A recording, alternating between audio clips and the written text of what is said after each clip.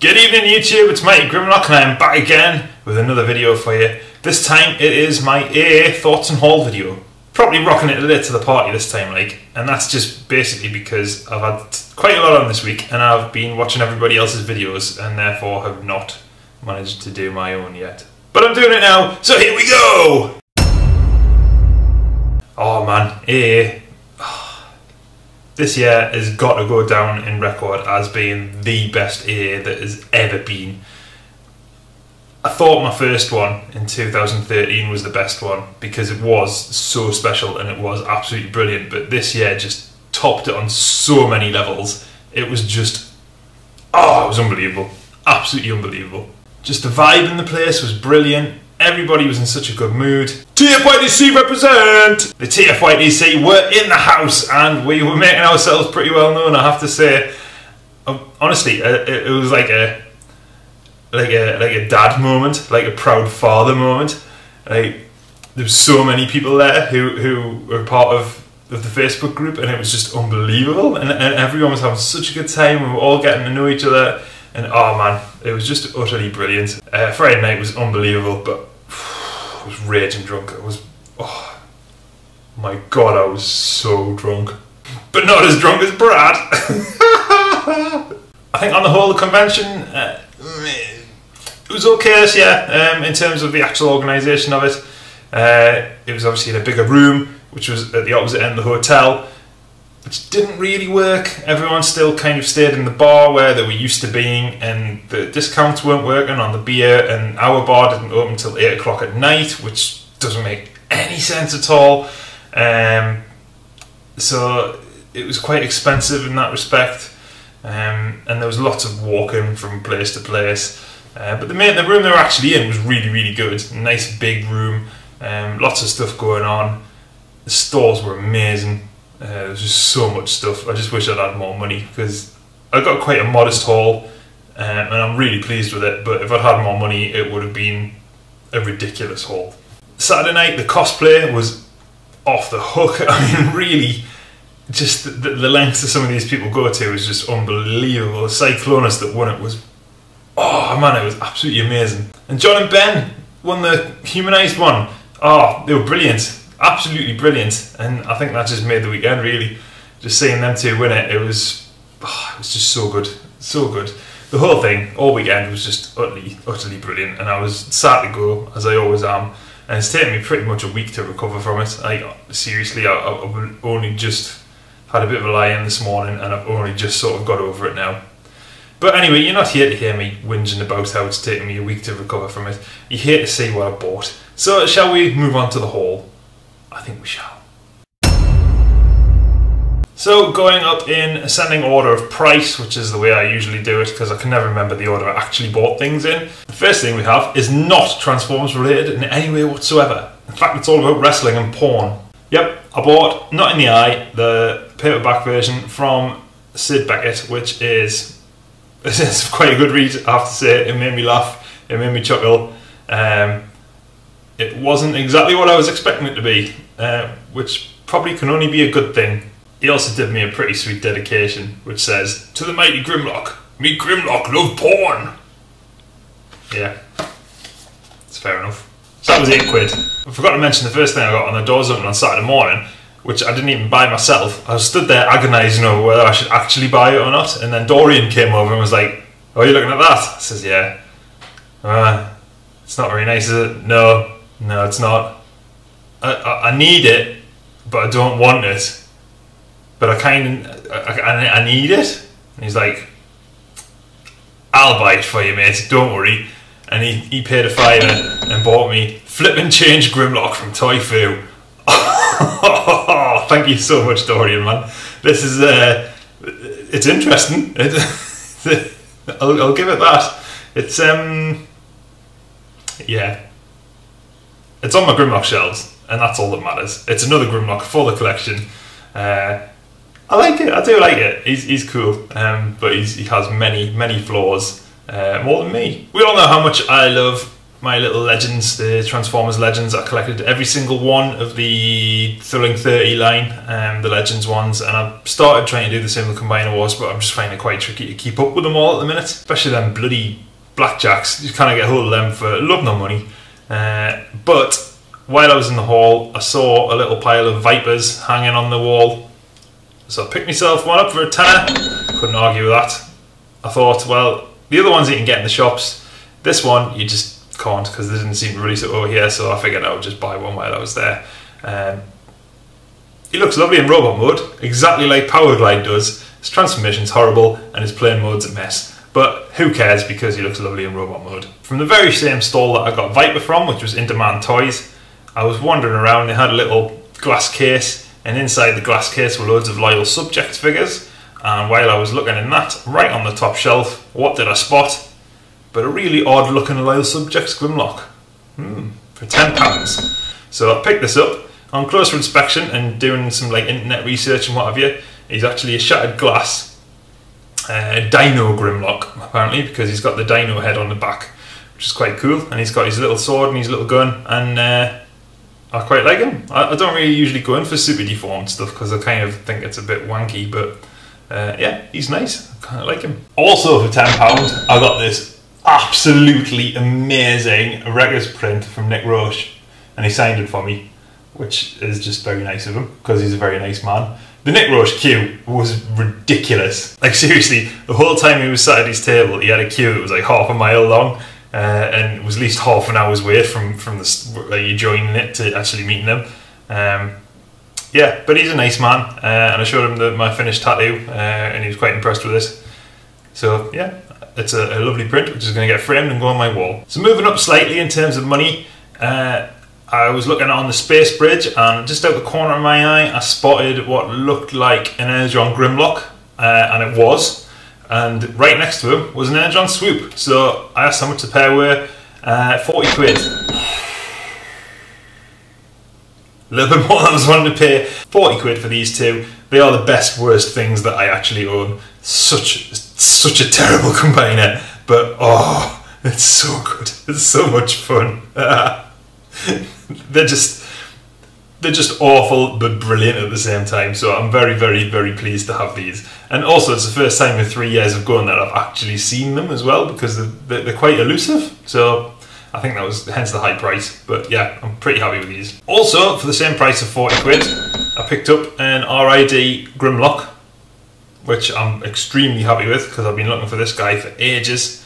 Now you may think 40 quid's a lot, but he did come with like a load of random accessories. I mean, I don't really know what the point of all these things are. It's like bits and bobs that just like, I don't know if they just do stuff, but I mean, 40 quid for this, I'm quite happy with that. Yeah, definitely. Right, and one of my main purchases of the weekend, and we're building up because I'm almost at the end now, was from the Space Bridge again. And basically on the back they had like some shelves, and they had some boxed G1 stuff, and what did I spot but a boxed G1 Grimlock. And God, I must have gone back to it about at least 15 times on Saturday morning.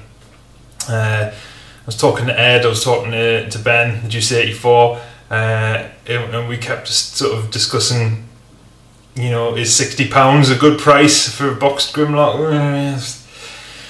Wasn't really sure, but I went back, and because I kept going back, and I'd been back so many bloody times, I was just like, look, I'm interested in that, will you do a sit for 50 quid? And he went yes, so I ended up getting a rather lovely boxed G1 Grimlock. I mean, look at that box, that is in pretty good nick. I'm pretty chuffed with that. And then I also got the actual Grimlock himself, which is a really early version of the Grimlock, because he doesn't have the clip on his little wings. He's loose as hell, like properly loose. He can't really hold his gun up very well, but he's all complete. He's got his weapons, he's got his sword, he's got his little missile and his missile launcher and everything, and he's beautiful. He was like the best example of the G1 Grimlock that the Space Bridge had, and they had about 6 or 7 of them, so you know, I'm pretty chuffed with that. I did already have a G1 Grimlock that was donated to me by Ian Pyatt last year, but he was missing quite a lot of bits, so he's staying in Dino mode, and this is my robot mode one. So I'm really chuffed with this, even though I did pay £50 for it. Like I was saying, I didn't have a massive amount of money this year, due to me like moving house and all that malarkey that's been going on. That if you know what's been going on, then you'll know what's been going on. Why, of course you will. Yes, but I was kind of running out of money by that point. That was all that was bought on the Saturday, and I sort of left spending anything else until the Sunday. I kind of waited after that. See if anything got reduced or what have you. Just went and spent the rest of the time in the bar with the lads basically. Come the Sunday, I went to the YouTube panel, which was brilliant, except for the fact that I had a slight tummy issue, shall we say, and had to leave after about an hour, which if you watch the video you'll see me get up and leave, because I was sat in a particularly awkward position and couldn't get out without being in front of the camera, but never mind. What can you do? The answer is nothing. I'm denied for about 40 minutes over this, which is absolutely gorgeous.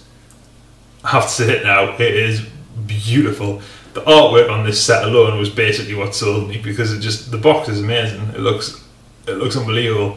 There was 70 quid on the Saturday. It had been reduced to 65, and I thought, well, you know, for £65, I'm not going to argue with that, because it's just such a nice set. You get all sorts of stuff inside it.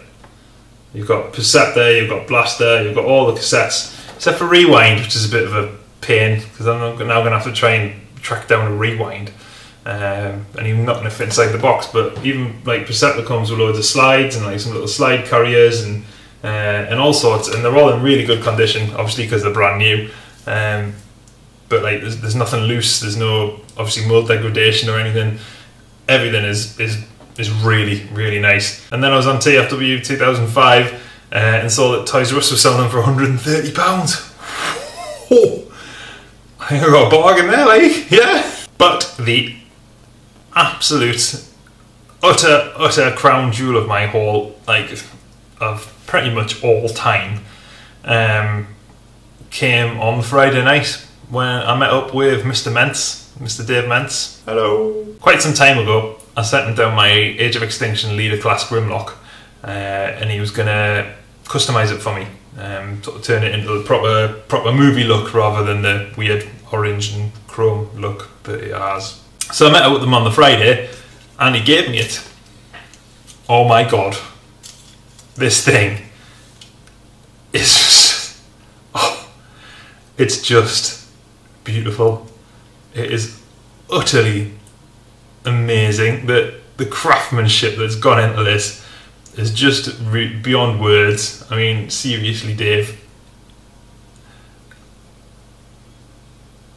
speechless, really. There's nothing I can do that can do this justice. I mean, I was walking around with it in my hand, and some guy came over and said, "Oh, can I have a look at that?" And I says, "Yeah." So it's a custom. It's just been, done for us by Dave Mentz. And he's like, "Oh wow, right, see you later." And he started trying to run away with it, and I was like, "Come back, please." He's obviously joking, but that's how good it is. It attracted some random bloke who I've never met from across one side of the room, and he tried to run away with it. That's how good this is. But it gets even better, because he'd also done one for himself at the same time. Now, I told him I was keeping mine in robot mode, and obviously this can't be transformed now because it's been painted up. If you do that, it's just going to scratch everything to hell. So David done one in Dino mode, and he said, "There's yours, here's the other one. They come as a pair, you have to have both of them because you can't transform them." So I was just utterly gobsmacked by that. That's the generosity, man, is just unbelievable. Not only did he spend months customizing both of these, but he gave me the other one. It's just, and this is equally as good as the robot mode. It's unbelievable. Like, the pair of these are just beautiful pieces of work. Dave, seriously, man, you've missed your calling. Like, if you could actually make money from doing customs, this would be the way to go, dude. Seriously, it would, because these are amazing, absolutely amazing. So these were like the crown jewels of my haul. I mean, these are up there with the custom Armada Skywarp that Ray did for me on my first AA like 3 years ago. They'd probably surpass it well, they do definitely in terms of workmanship, because they're just unbelievable. Unbelievable. I can't stop looking at them. I can't stop looking at them. They're just brilliant. So yeah, that was my haul basically. Like I say, it was modest, but it was quite Grimlocky, you may have noticed. My shelves now contain, I think it's 47 Grimlocks, and Grimlock is the way to go, I'm noticing. I seem to be just like not bothering with anything else at the minute, so I might be developing a bit of a problem. I'm not sure if anyone wants to help me with that by sending me more Grimlocks. Send me your Grimlocks! Send me your Grimlocks! That would really help. Or it wouldn't. Might just make it worse. I don't know. But anyway, yes, AA was amazing. It's a shame it was the last one. What's going on with AA? Does anybody know? Because there's been like some sort of cryptic thing on Facebook today saying that AA will be back next week and they'll be doing things again. But surely Auto Assembly is the convention? If it's not the convention, then what is it? Did it exist before the convention? I don't know. I've not been around long enough. I don't really understand. But apparently it's still going on in some capacity, whatever that capacity may be, and we'll find out soon. But TF Nation, I'll be there next year with bells on, and I cannot wait already. I've already started saving over £2 saved up already for next year. Come on! I might have a bit more by then. Who knows? Anyway, that was me, and that was Auto Assembly, and it was brilliant. I've probably already said that about 500 times, but it was. Your videos have all been way better than mine. I'll see you on the TFYTC. Bye!